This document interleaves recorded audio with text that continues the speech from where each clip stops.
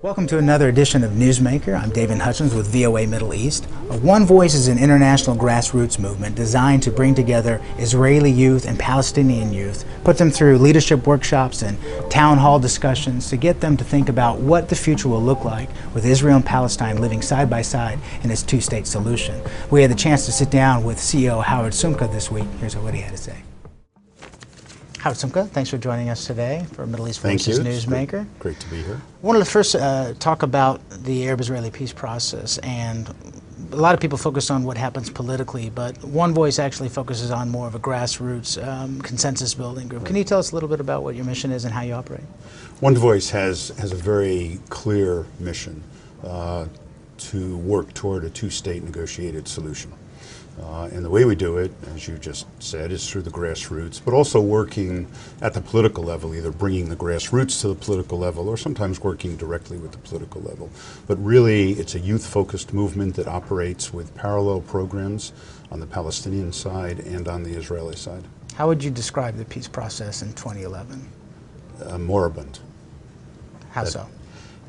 We have, I think, on both sides, neither the will, nor the capacity, nor the trust that's required in order to get to a real peace agreement. Netanyahu has only recently become a proponent of a two-state solution. He first mentioned it in Bar-Ilan 2 years ago, and in the intervening 2 years has really not done much on the ground that gives the Palestinians confidence that he was serious about it. And finally, I think fundamentally he doesn't trust the Palestinians really to produce what they need to. On the Palestinian side, you have a similar problem. The negotiations have been with Abu Mazen, but not to beat around the bush, Abu Mazen has no control over Gaza.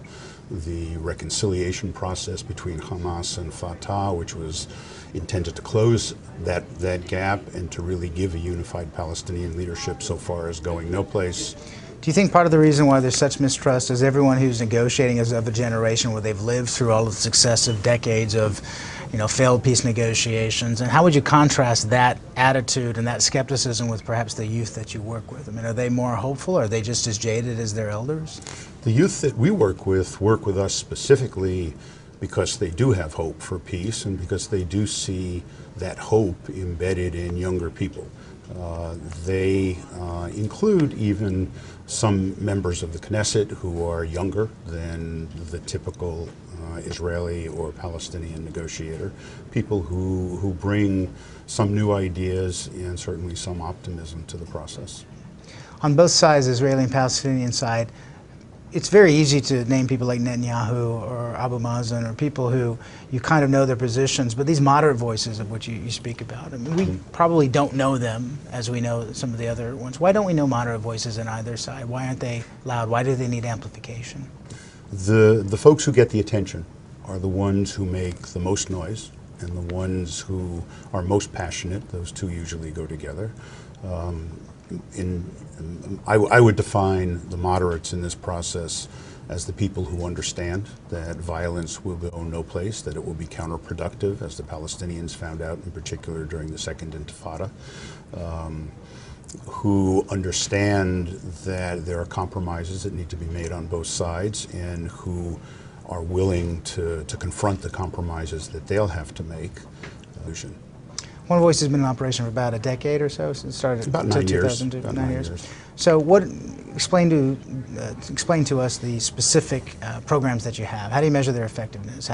What do you focus on? You said youth. How does it work? We have 3 or 4 sort of mainline programs.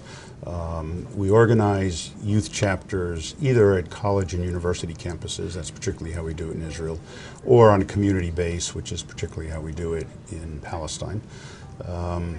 We organize through various kinds of activities, but the principal one is the town hall meeting, where we will have an activity on a campus, for example, or in a town, attract a lot of young people to it, and then sit around and talk about what the peace process really means. When we're looking at the two-state solution, the elements of it, why making negotiations so difficult, we have, of course, the right to return. We have the fact that returning in 1967 borders. You've worked and administered USAID in the West Bank and Gaza. I've also worked there, and I think a lot of people don't realize that the settlements in the West Bank, if you look on a map, really looks more like a chocolate chip cookie. I mean, it's not like they're on the periphery, they're really throughout. And that would make returning to 1967 borders not only intractable, but maybe not even realistic. Yet this is one of the key cornerstones of any negotiated settlement. So, I mean, how do you reconcile issues like this or Jerusalem? Because these are still the same 2 or 3 issues that have derailed all the processes in the past. Right. I don't think there's any hope that any of the issues. I mean, look, we have basically 4 core issues. We have the borders, we have Jerusalem, we have refugees, and we have security. Those, I mean, there are lots of angles around those, but those are really the issues. The hope to avoid a train wreck is that there are serious negotiations underway or sufficiently on the horizon that, in fact, the Palestinians wouldn't bring this vote to the UN. There's another way to avoid the train wreck, and that is to have a change in Israelis' political thinking that would say, okay, let's vote yes. Let's accept the notion of Palestinian statehood. Let's join the UN consensus or the UN majority to vote for it. And then, and this is a proposal of member of Knesset Isaac Herzog, to then insist that the day after this yes vote, we actually have negotiations and the Palestinians come back to the table. Final question. When these teenagers are describing what they'd like to see a few years out, what are they saying? What kind of society are they envisioning? I think on both sides, they're envisioning a democratic society, one that gives them economic opportunity.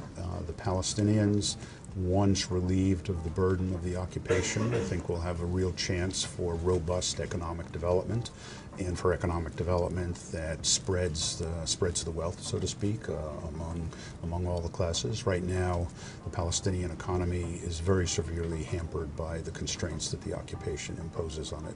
For whatever reasons, those constraints are there. They are a heavy burden on the population.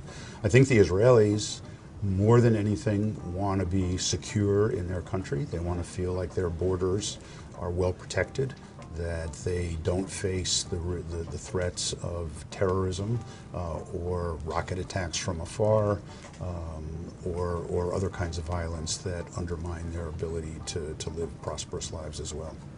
Howard Sumka, CEO of OneVoice, thank you very much. Thank you. Thank you.